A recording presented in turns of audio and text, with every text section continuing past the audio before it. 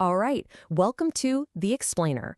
Today, we're going to dig into something really fascinating from the original teaching of the Lord Buddha, a concept that pulls back the curtain on why we have the emotional habits we do. Have you ever wondered why you do that thing you do? You know, why you automatically grab a snack when you feel good, or why certain little things can just instantly make you angry, almost like you don't have a choice. It feels like we're stuck in a loop, right? So what's actually driving all this?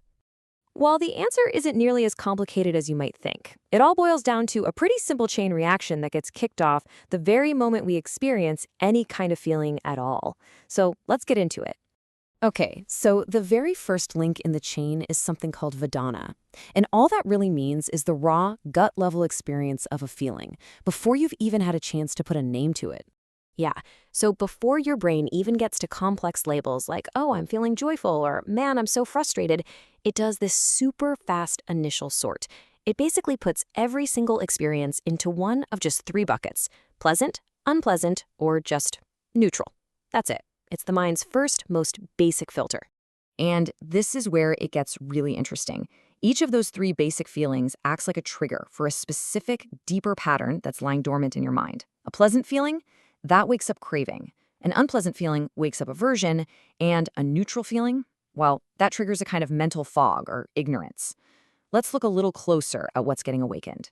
So when one of those feelings pops up, it's like water being poured on a little seed that's been sitting there deep down in the mind. That dormant tendency, that seed, has a name. It's called an Anusaya. Honestly, the best way to think about these is as our mind's default settings. There are pre-programmed, automatic reactions that are just sleeping. They're not doing anything, just waiting for the right kind of feeling to come along and wake them up. So you can see the direct connection now, right? A pleasant feeling comes along and waters the seed of craving. An unpleasant one waters the seed of aversion. And a neutral one, that waters this tendency toward just not knowing or being unaware.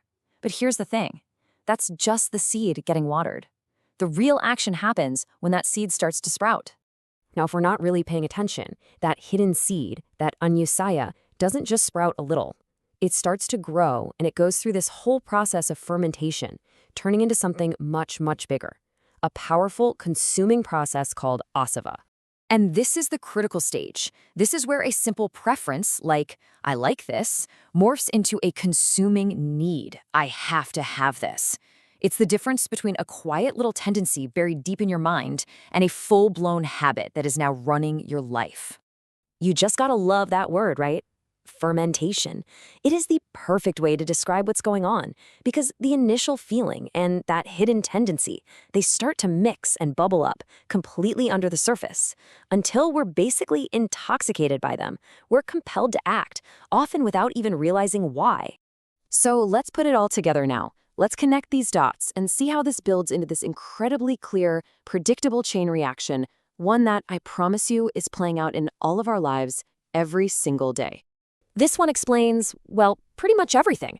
Think about eating potato chips. You eat one tasty chip, that's the spark, that pleasant feeling. Instantly, that spark waters the hidden seed of craving inside you. And before you know what's happening, that seed ferments into this outflow, this obsessive, mindless action of finishing the entire bag. Sound familiar? And it works the exact same way with negative feelings. Just think of that immediate gut-level reaction you get when someone criticizes you. That sting, that unpleasant feeling, that's the spark. It instantly waters that deep-seated seed of aversion, which then overflows into the action of mentally fighting it, arguing with it, trying to push that experience away at all costs. So here is the most crucial point of all this. The Anusaya is just the quiet potential. It's the seed under the soil. But the Āsava, that's the full-blown forest fire, the habit that's now running your life. And this matters so much because the entire solution lies in catching the process at the seed stage, not when it's already a raging fire. So what do? Well, the beautiful thing about understanding this chain reaction is that it hands us the exact key we need to break it. The goal isn't to get rid of your feelings. That's impossible. The real solution is just to see this entire process with total clarity. And it's almost deceptively simple. Step 1, just recognize the raw data. Oh, pleasant, or unpleasant. No big story, just the fact. Step 2, you watch for that subtle pull that happens right after.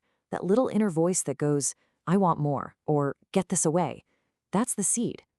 And here's the magic. The simple act of observing that tendency as it arises is enough to stop it in its tracks. You don't fight it, you just see it for what it is. This is the core takeaway right here. Freedom from our compulsions isn't about not having these deep-seated tendencies. It's about developing the awareness to see them before they grab the steering wheel and take over your life. That awareness stops the fermentation process before it can even get started. So I'll leave you with that question to think about. What feelings today have been watering your hidden seeds? Can you feel the subtle pull they created? Because by understanding this hidden process, you gain this incredible power to actually choose your response, instead of just being driven around by these ancient automatic reactions.